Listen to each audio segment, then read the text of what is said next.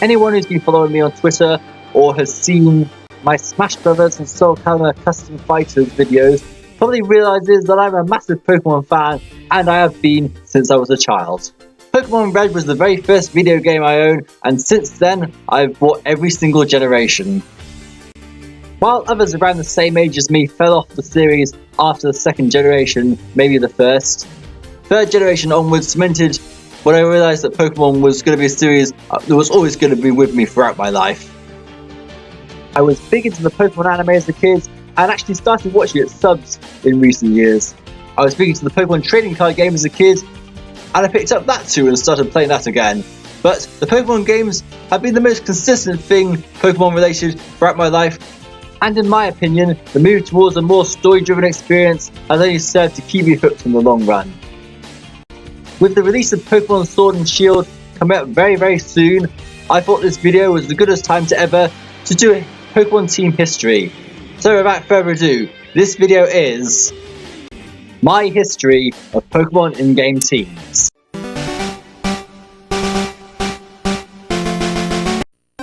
My first exposure to the Pokémon video games was when I saw a kid playing Pokémon Red.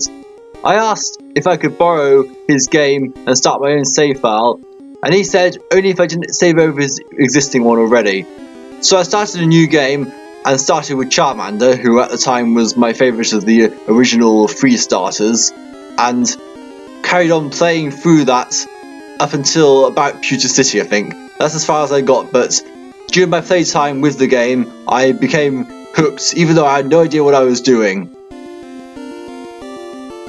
After acquiring my own copy of Pokémon Red, I eventually, well, I say eventually because I started the game several times over, because for some reason I restarted the game entirely every time I got stuck. Yeah, I know.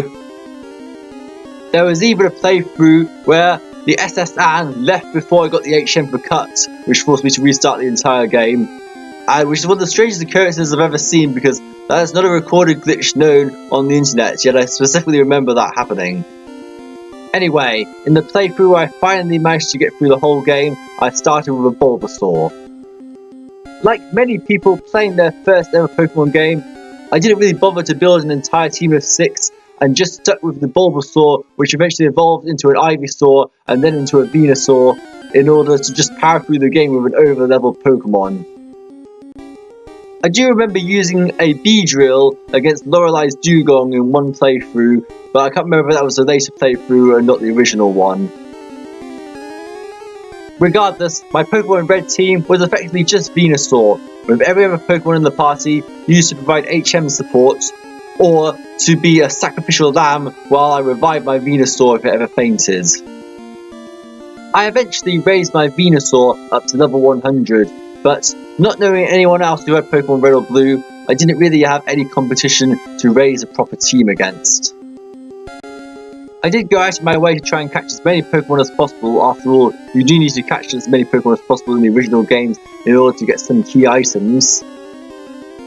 But my interest in catching other Pokemon was only in terms of progress towards completing the Pokédex, which I never even really finished anyway, because obviously I didn't have access to anyone who owned Blue, so how was I supposed to obtain the Pokemon I was missing? 2 years later, I acquired Pokemon Gold. I picked Totodile as my starter, and given the way that Pokemon Red went, you would think that I went through the entire game with just a Totodile, right? Wrong. I added a Mareep on Route 32 just after finishing the Violet City Pokemon Gym.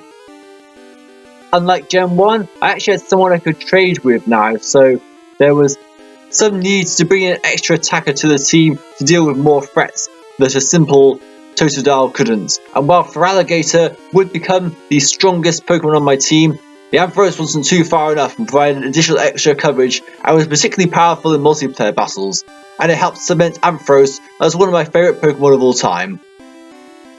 These two were such an enjoyable duo to play with, and I really enjoyed using them throughout the game, both in single player and multiplayer. I even added a few other options, like a Piloswine, which was only in there because I liked the move Endure. I don't know why I went for that, but that's how it was. It just happened in multiplayer battles. I'd use Endure to survive a Typhlosion's Fire Blast, and then it'd move on.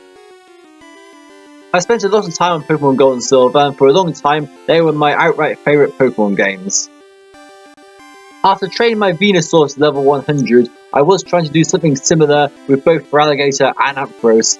However, that never really happened, as one of my main grinding spots was the Trainer Tower, which had the trainer with the Typhlosion, Meganium, and the Feraligatr.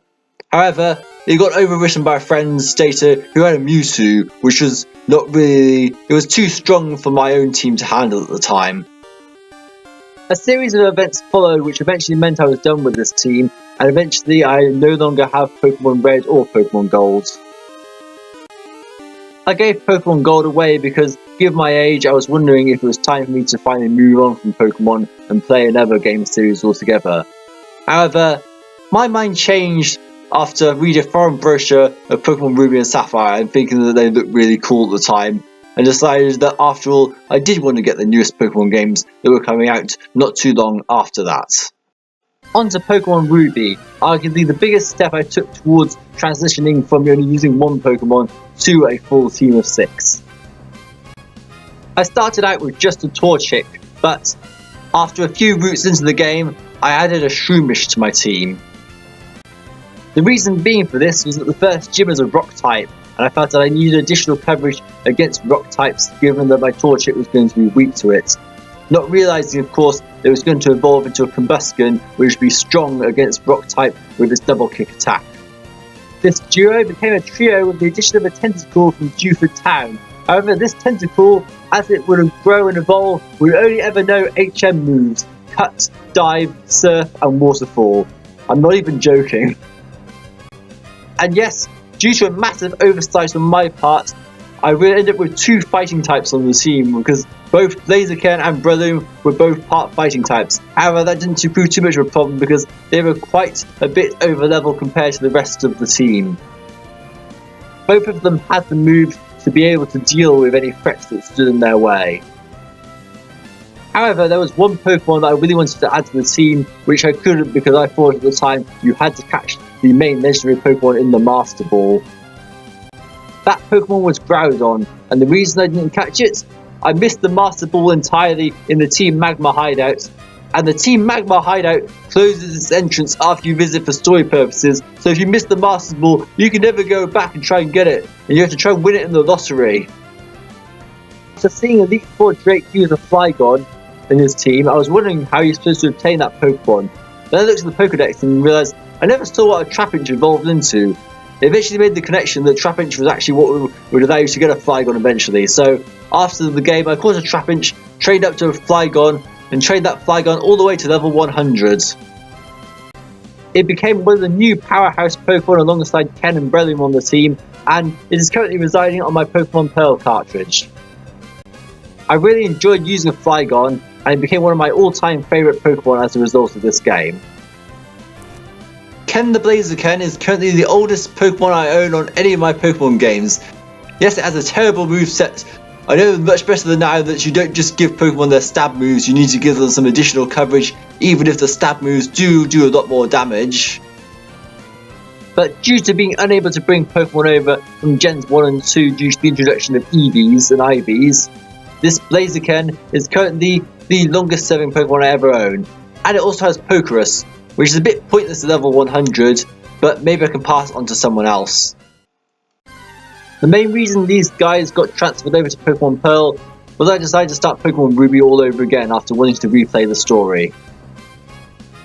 And this time I do remember a bit more of the team I built in my second playthrough, which is a bit more of a team than the previous one. I started off with a Mudkip, added a Taillow not too long into the game, and then not long after the first gym, I would further my team by adding a Whismur. These would be the main 3 Pokemon on the team throughout this particular playthrough. However, I did have another motivation for restarting, and that's because my nearest multiplayer opponent had a level 100 Rayquaza, which was practically impossible for me to take down, in addition to having all the 3 starters and a Kyogre, and I really wanted a Groudon. My main motivation for this playthrough, it seems, was to capture a Groudon and add it to the team that I'd already assembled. And this time around, I did manage to get the Master Ball, and foolishly decided to use it on a Groudon despite the fact that other balls could have actually caught it. I know better than that. And I did end up with a full team of 6 after transferring my Tentacruel and Breloom over to the new save file. Blaziken and Flygon also got transferred over, but this is currently the oldest Hall of Fame record I have in any Pokemon game. On to Pokemon Leaf Green, and I decided to replicate my original adventure by just soloing the game with a Bulbasaur. So yeah, that pretty much went as the original game did, but I don't remember too much other than it was probably just using a Bulbasaur to replicate what I'd done before. This playthrough also saw me go to the Sevi Islands for the first time, which included the new segment between Cinnabar Island and Vermilion City. But I didn't realise how to get to the other Sevi Islands. I only saw the first 3. This clearly confused me for a long time because the instruction manual clearly hinted at more content that I hadn't seen in Pokemon Leaf Green so far. Plus, I couldn't do the post-game mission of capturing Mewtwo like I had done in Pokemon Red, so how was I supposed to get in there? It would be quite a while before I was able to actually get into the Sevi Islands. But before we can do that, we have to tackle the next Pokemon generation. On to Pokemon Pearl now, and Generation 4. And after many generations of only using a few Pokemon, up to 3 or 4 maybe, this was the generation where I finally decided to take the advice of what I've been seeing from many NPCs and build a proper full team of 6, which I would all equal levelly. There would be no outright one strongest Pokemon from among these. These would all be treated equally. So after starting with Chimchar, I quickly went through the early routes and rounded up a team of 6 as fast as I could from what I could find, capturing a Starly, a Bidoof, a Shinx, a Kricketot, and a Budew. I chose Chimchar as my starter because I knew coming into this game that the only other 5 Pokemon actually in the game was Ponyta, so I didn't really have a lot of choices in that regard. While my desire to build a full team of 6 didn't go too far beyond that, it just became a case of getting as many different types as possible of Pokemon on the team. So as you can see, the team started to evolve here and develop. We now have Kricketune, a Monferno, and a Staravia, and then I realised after my Bidoof evolved into a Bibarel and became a water type, covering that part of the team, Kricketune wasn't really doing that much. So as the rest of the team was developing, Kricketune just felt underpowered, and as a result, after the second gym and everyone was evolving, at this point you can clearly see everyone has evolved at least once, I decided to dump my Kricketune in favour of getting a Shieldon.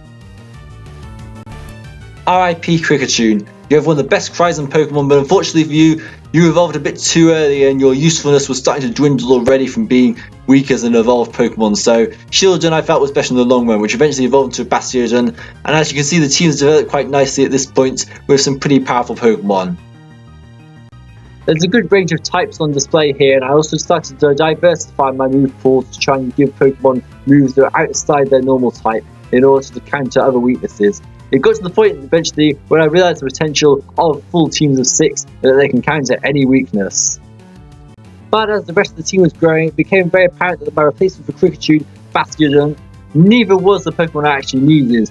And at this point in the game I was running out of options that would be considered powerful enough, so I just replaced it with a Palkia.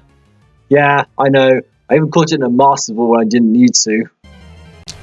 However, with Palkia on my team, knowing Draco Meteor and Earth Power, I was able to finally hit some of the Pokemon that I couldn't get for super effective hits. And I managed to create a team which could be super effective against every single type, though maybe not on a universal scale, because I wasn't taking dual types into account. After previously raising a Venusaur, Blaziken and Flygon all the way up to level 100, it became my idea to try and create an entire team of level 100 Pokemon. And while this became such a grueling task, I did eventually manage to complete it several years later, as you can see from this screenshot. I later went back to Pokemon Leaf Green, and at last finally started to build a proper Gen 1 full team. I started with Charmander this time and added a Pidgey early on, along with a Mankey and a Weedle. Weedle quickly evolved into a Kakuna and then a Beedrill, a Pokemon that I wanted to use again to do it a bit more justice after I played it in the original game on a different save file, so this became part of the team, and I decided to finally use the mascot Pokemon Pikachu on my team. Found one in Viridian Forest and used it as my electric type and become fond of electric types. So after the first gym, I already had a team of about 5 Pokemon, and I would continue to evolve this over the time. In fact, this team went through many revisions. Even after adding the 6th Pokemon in Sandshrew, this team was still far from done, and I can't say I'm entirely happy how it developed, because I did make a major mistake which I did regret a very long time into the playthrough. Replacing Primate with a Dratini wasn't it though. I've actually got a Dratini and decided to keep it on the team for the rest of the game. As you can see, the team is evolving at a fair pace here, and things are looking fairly normal. The Pikachu has evolved into a Raichu, and I'm really enjoying using it. And then I got to Cinnabar Island and for some reason decided to trade it for the in-game trade of Electrode. Why did I do this? It was one of my biggest Pokemon regrets to this day, which I would later rectify in a future playthrough, but this team in particular would reach the rest of the 7 islands after I finally figured out how you're supposed to get there, to catch at least 60 Pokemon and unlock the national dex. I was finally able to access the areas which had gold and silver remixes, and finally enter the Cerulean Cave to capture Mewtwo.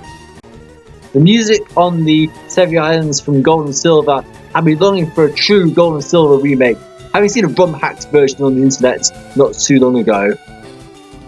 Especially since I felt disappointed that I no longer owned Pokemon Gold. I finally unlocked the ability to trade between Leaf Green and Pokemon Ruby and Sapphire, and decided to use it by swapping both teams over between cartridges. Doing so gave me a big surprise in Ruby when I unlocked the National Pokédex, which is something that I thought was introduced in Pokemon Diamond and Pearl originally, then backtracked to find it was introduced in Leaf Green, and then it was in Ruby all along as hidden content. Wow, Game Freak really planned ahead with that one. So, the Ruby team went to Leaf Green, and the Leaf Green team went to Ruby, but I later decided to start a Nuzlocke on Leaf Green and ended up transferring the Ruby team that was transferred over either back to the original Ruby cartridge or over to Pokemon Pearl to keep safekeeping for the future. On to Generation 5, and at this point there was no going back from full teams of 6. I started with Tepig because I liked the fire starters from the previous 2 generations, and actually grown quite fond of the firefighting dual typing in spite of everyone being sick of it, because both Blaziken and Infernape were really powerful fire types to use. Emboar I cannot say the same thing for in how it turned out, but it did the Scald, which was a really good coverage move for it to have. Anyway, my team expanded. Of course, I was only limited to be able to choose Gen 5 Pokemon this time around, but I stuck to mainly Gen 4 Pokemon in Pokemon Diamond and Pearl, so that wasn't really too much of an issue. You can see I added a Pansage, an Unpheasant, a Zebstrika, a Palpitoad which evolved into a Seismitoad, and Sandile which would eventually evolve into a Crocodile. And while that could have been my final team, I felt that Zebstrika was a bit underpowered. Sorry, but it just wasn't pulling the same amount of weight as some of the others. In particular, Emboar, Simisage, Seismitoad and Crocodile were all the most powerful on the team, and I eventually replaced Zebstrika with a legendary Pokemon Zekrom for that additional power. And then Unpheasant got cut after the game was over for Kyurem, but then eventually I decided I don't want to be using legendaries on my team anymore, so I replaced both of them with a Tynamo and a Dino, which I eventually evolved into Electros and Hydreigon, which became the final form of my Pokemon White team. By this point, Pokemon was being vastly overshadowed for me on a story basis by Final Fantasy, which had far greater storytelling than Pokemon's basic stuff. However, I do appreciate that Pokemon Black and White did a huge step up in the storytelling department, and it got me involved in this again, and kept me on the Pokemon track. Pokemon White is also where I can officially say I caught my first shiny Pokemon. I found a shiny village purely on accident while searching for them, and years later managed to find a shiny Lunatone. The team started out being unnicknamed, but eventually went through several different nickname changes, and the revised team eventually all reached level 100. By the time they'd all reached level 100, I retroactively started nicknaming all my Pokemon around a certain theme. In this case, it was video game characters. And yes, you may notice that the Hydreigon has a different nickname from what you saw in the Shiny Lunatone video. I decided that Orochi was a much better fitting nickname than the one it had before, which was supposed to be a reference to Kingdom Hearts 2 and Bill's Get on the Hydra's back quotes. Yeah, I think the change made a lot more sense. Pokemon Black and White 2 came out, and this time I decided to start with Snivy for my second trip through Unova. However, since the appeal of this game was to be able to use old Pokemon alongside the newer Pokemon, I decided to make an all-generation team at that time, making sure I have at least one Pokemon from every generation. So, naturally, I moved back to pick up some of my favourites from previous generations, adding a Mareep to the team with a view to Ampharos, and also eventually adding a Trapinch. But I would also try and get a Lucario for the first time, which is a Pokemon I had never used before, as well as adding a Psyduck to the team with view to having a Golduck. So the team was a bit different from how it was before. So Gen 1, you had both Psyduck and Growlithe representing. Gen 2, you had an Ampharos. Gen 3, you had a Flygon. Gen 4 was Lucario, and then Gen 5 was the starter. And man, I love this team. This team has, for sheer Pokemon usage on it, is some of my favourites I've had. It has better type coverage than previous teams of 6 that I built, and it's around this time I've also started to learn a bit more about competitive Pokemon. I'd actually started playing a few rounds of Pokemon Online by the time, and while this team wasn't quite the best performing team I'd ever had, it was still a very, very good team that I really liked, especially since I tried to get a Lucario before the first gym, which didn't quite work out, but I was still able to get it not long afterwards. Oh, and eventually I managed to obtain the shiny Haxorus. Not that would ever displace Flygon from the team. The entire team would be raised to level 100 and eventually expanded upon the nicknaming theme, which started with the Golduck being nicknamed Golduck, and created a team with nicknames based around puns of the actual Pokemon name. On to Gen 6 and Pokemon Y, what I consider to be my greatest in-game team in terms of competitiveness, helped by the fact of the Super Training feature, but nevertheless, after starting with Chespin, I had a Fletching early on, I had a Ralts and a Charmander. I had planned this team pretty much from the off beforehand, so I knew exactly who all 6 members of the team would be, even if I didn't know fully who they'd all evolve into. I mainly focused on Gen 6 Pokemon, but I did pick a Ralts and a Charmander because, well, Ralts was now part Fairy type, and I wanted to use the part Fairy type Gardevoir on my final team, because that was a new feature. I also wanted the Charmander because of the Mega Evolution, and Charizard seemed like the natural thing to go for. Otherwise, I mainly focused on Gen 6 Pokemon, having no idea that Chespin would eventually evolve into a fighting type, and that would mean I would have 2 fighting types on the team. Whoops. Also, I went Pokemon Y because I wanted to use Skrelp on the team, because I figured even before it was officially confirmed that poison type moves were going to be good against fairy types and that I would need one on my team. What was nice about this team is that even though I had planned the entire team beforehand, I still had no idea how it would fully turn out properly.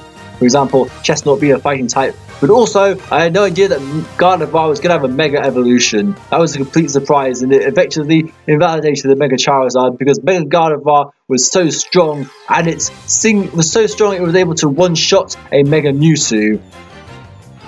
Mega Gardevoir was the powerhouse that made this team really, really strong, but its lack of speed does mean that opponents can knock it out on occasions. So I did have other Pokemon which I increased their moveset versatility of. For example, Pangoro I taught Substitute. Chestnut, despite being part fighting type, ended up with no fighting type moves because I had already had that covered on my Pangoro. So it gained Earthquake to try and deal with stuff. And as you can see in this video clip right here, it is using Spiky Shield to protect itself. It was an awesome protection move which I initially dismissed, but eventually put it back on through move tutors, and as you can see, it single-handedly defeated a Flygon in this clip. After a brief period in which they were all nicknamed after the Power Rangers, I eventually settled on some new nicknames which were very varied, no in particular theme, but Get Shipwrecked is one of the best names I think I've come up with for Dragalge. The others were Old Chestnut for the Chestnut, which I think I may have changed since. I also had Heliosa for the Heliolisk, but the better ones I had Transgender for the Gardevoir because it was a male Gardevoir, I know. And also I had Pandemonium for the Pangoro, and Bahamut for the Charizard since it was a dragon, and Bahamut is obviously a dragon in the Final Fantasy series. This game finally saw me achieve an objective of getting a full in-game team all to level 100. However, this is Pokemon X and Y we're talking about here, where experience is given out at a free premium so much that it had the highest leveled champion in Pokemon history, and yet that wasn't even a challenge because of how much experience you get. My entire team was close to level 70 by the end of the game. And with the new EXP share, it wasn't too hard at all to get everyone to level 100. And when Sword and Shield comes out, that's something I'll have to deal with throughout the entire game, as you won't be able to turn it off. Anyway, a few years after getting Y, I finally decided to get the Gold and Silver remakes and fill the void that I had. Like my first playthrough of Leaf Green, I decided to heavily base my Heart Gold team on my original Gold team. However, I did it in a way that would expand it based on how I build a team today, as in a full team of 6. So, taking the core of Feraligatr and Ampharos with a Piloswine and expanding upon it to include Pokemon which would balance out the weaknesses in such a team and make a proper team of 6. Eventually, a Tyrogue. Most of the game I went through with 4 main team members, as the Hopper evolved into Skiploom and eventually the Jumper, and the Togepi went all the way to the Togekiss. Oh, and by the way, this Togepi had Serene Grace, so it was an actual competitive Togekiss eventually when I was getting Air Slash. I also managed to get it to become a Togekiss before the Pokemon League because I traded over a Poliwag from my Pearl version holding a shiny stone which was needed to evolve the Togetic. Much later on in the game, I spent absolutely ages trying to make sure that my new Tyrogue stats were equal in attack and defense so it would evolve into Hitmontop, because I'd never used a Hitmontop before and I thought it'd be cool to actually use one as part of an in-game team of 6. I wanted to be adventurous. I started seeing plenty of Pokemon LPs by this point and seeing people's in-game teams, seeing what they used, and I wanted to make a very, very unique team. It was a great team. However, having a Swinub in your party at the lead in a game where Pokemon follow you was clearly a very bad idea. No, that's not actually it. Suspicion started early on when the game failed to save my progress, and later on it was realised I couldn't actually play the Voltorb flip game, otherwise the game froze. Sadly, it turns out I had bought a fake cartridge. I somehow managed to beat the game on this fake cartridge with a very, very solid team, but eventually it gave way and I lost my entire progress from this team you saw there. Real shame there. So, once again, progress on a Gen 2 game had been completely lost after finishing it, and I did not get to keep a record of a team from that generation as I wished. But here is that team's greatest moment in the Battle Frontier.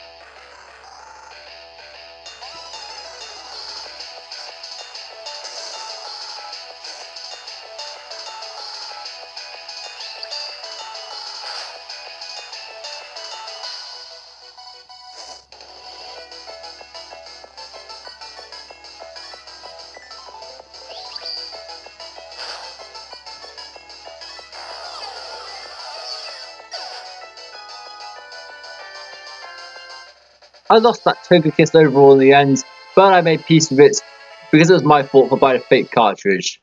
Besides, it's not like I missed out on any key shinies that I found and that no longer be able to obtain. It's not like I found 2 major shiny Pokemon on that file while randomly training up. Not at all. On to Gen 7 and Pokemon Moon now, which is a game that had absolutely some of my favourite designs of Pokemon I'd seen in some of their base forms, namely Rowlet, Rockruff and Stuffle, who immediately shot up into my favourites after they were revealed. I had this team pretty well planned out beforehand, but there was one tiny alteration that I made once I found out that I thought Type Null might be a bit too strong for the team, and it wasn't even obtainable before the game was over anyway. So I started the game with a Rowlet, which I reset the nature for in order to try to avoid having a bad nature, as I'd already found out what its strong points were. So I tried to make sure that it didn't have a nature that was decreasing attack, but it was far from optimum anyway. I then added a Pichu to the team, and that was pretty much my team for the good portion of the first island until the very end when I acquired the Rockruff. Up until that point I was catching random Dex filler in order to try and have a bit more full party so I wouldn't get wiped out. But from that point I thought I had enough of a team to be able to go on, and I caught a Magikarp because of all the water type assistance made me feel I needed to get a water type on my team, so I just went for a Gyarados, which has been one of my plans beforehand, but I really wanted to prefer a new Pokemon instead. I managed to catch a Salandit, and the very first Salandit I found was a female Salandit, which is really pleased that I found that. I then found a stuff on the next group, and then went back to Brooklet Hill to catch a Jupider. Jupider was not a Pokemon I planned to originally put on my team because I didn't even know it existed before the games came out. But I saw a trainer use one, and I thought, oh, that's a cool Pokemon, where can you find it? Went back to where its location was, evolved to Arachnid, saw it had an awesome ability, and realised I made the right choice. The final team was Kaipora the Decidueye, Mickey the Raichu, Oki the Lycanroc, Biolizard the Salazzle, Teddy's the Beware, and Blue Tektite the Arachnid. What you don't see in this screenshot is this entire team was raised to level 100. My main reason for going for the Alolan Raichu for this game was mainly because of the fact that I traded away the Raichu for an Electrode back in Leaf Green, and I wanted to try and redeem myself, so I wanted to make sure that I could have a Raichu to actually use on the final team for a change. At this point I pretty much decided that all my Pokemon teams were going to have theme nicknames with them all sharing something in common. And for this one I went back to video games for my inspirations. So you had Kaipora the Decidueye based off the owl from The Legend of Zelda, Mickey the Alolan Raichu named after Mickey Mouse, which is while not a original video game character has appeared in video games and was a major role in Kingdom Hearts, so that's why he's in there. Oki the Lycanroc is based after the character from Okami. The character can transform into a wolf. Biolizard the Salazzle is named after the Biolizard from Sonic Adventure 2. Teddy's the Beware is named after the Teddies from Conker's Bad Fur Day, which seemed quite appropriate for a killer bear. And finally, Blue Tektite the Arachnid is named after the enemy from the Legend of Zelda series, who it bears a passing resemblance to. Ultimately, however, with no way to reset the EVs, this team, competitively wise, this wasn't as strong as the previous one. I had to raise an entirely new team from scratch just to be able to take on the battle tree and make any progress on that front. My in-game team was still pretty strong though. Special shout-outs to Oki's Stone Edge, which somehow managed to hit all the time in spite of having an 80 accuracy. I also taught it Stealth Rock for just that extra bit of meanness. The Beware Teddy's was really good, as was the Arachnid. Arachnid was the big surprise package on the entire team in my opinion. I'll leave you with an amusing blooper from one battle online.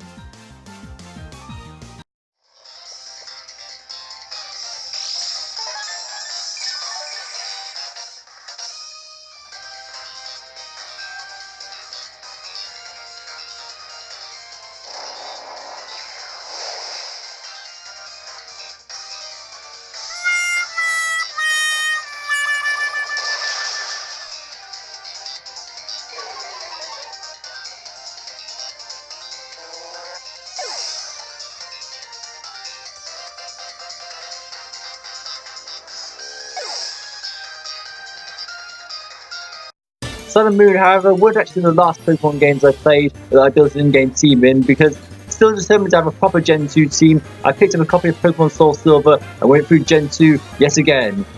Rather reluctantly at first, after realising that I lost my Heart Gold team, but I tried to go for a different angle with this, and it was also a reduced team, trying to get a good Pokemon without having to go for the effort I did, try and get a Togekiss and a Hitmontop on the team. So I picked Along the same lines as the previous team, we're having a Feraligatr, Ampharos and a Maraswine, but this time replace the rest with a Crobat, an Espeon and a Heracross. When I obtain my EV, I reset several times over in order to get a special attack plus nature, which will be suitable for evolving into an Espeon. That's when I hit the biggest problem that I wasn't previously aware of. Espeon gets no good level up moves. You have to take it for absolutely ages just to get a Psychic type move on the team, and even then it was just Psybeam. So for a long time I was lacking some of the coverage I had been looking for this particular team. However, access to TMs and the move tutor finally helped my Espeon fulfill its full potential in terms of movesets, and it got a really broad moveset in the end to take advantage of its high special attack stat with Psychic, Shadow Ball, Signal Beam and Grass Knot. Grass Knot was important to me because I felt that grass type moves were something that my team distinctly lacked for taking on the double water ground type Pokemon, and Espeon was supposed to be that. Fortunately, however, my Ampharos had a hidden power Grass, which really helped in that situation and really helped cover Ampharos' big weakness to ground type Pokemon. Of course, I already had a Feraligatr to help cover that weakness. Heracross might be the first Pokemon that's not a legendary that I used on my team that doesn't evolve, but he's so powerful anyway, as you can see by decimating Whitney's middle tank. Well, if it weren't for the fact that Whitney cheats and heals so much. Crobat, meanwhile, was just the out and right counter towards grass fighting and bug Pokemon on the team, with moves that were situated for that specific one. There wasn't really a lot of variance in Crobat's moveset to allow for anything more than that, unfortunately. I did give it Heat Wave, but it's not really much of a special attacker. This team allowed me to finally put Gen 2 to rest and have a Gen 2 team that I could come back to. It is also not a team that's reached level 100 just yet, but in honesty, by this point I don't feel like going back to previous Pokemon games to do that when there's a new one coming out very soon. You may also notice by now very clearly that the video quality for these Pokemon games isn't exactly very clear. Yeah, there's a big reason for that. I don't really have proper recording software for this. With the lack of proper handheld capturing software or a modified device, I'm having to make do by using a phone camera. This thankfully will be fixed for the Switch because Switch will have actual proper capture. As in, I will actually be able to record gym battles using Elgato's capture device on the Switch, as opposed to having to hold up a camera and do gym commentaries like my attempt at doing so here.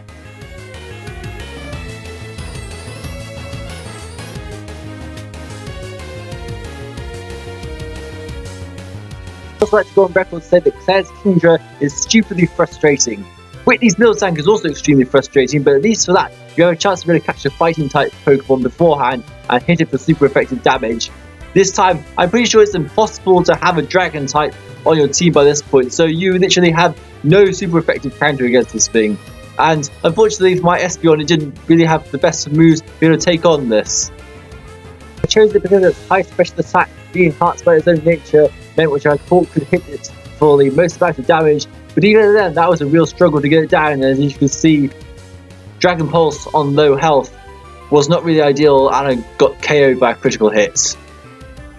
But yeah, that was a history of my Pokemon teams, which might be strange to see wrapping it up now because I'm nowhere near done with the video, but this is just a sneak preview of what I'm hoping to bring to the channel in the future in better quality.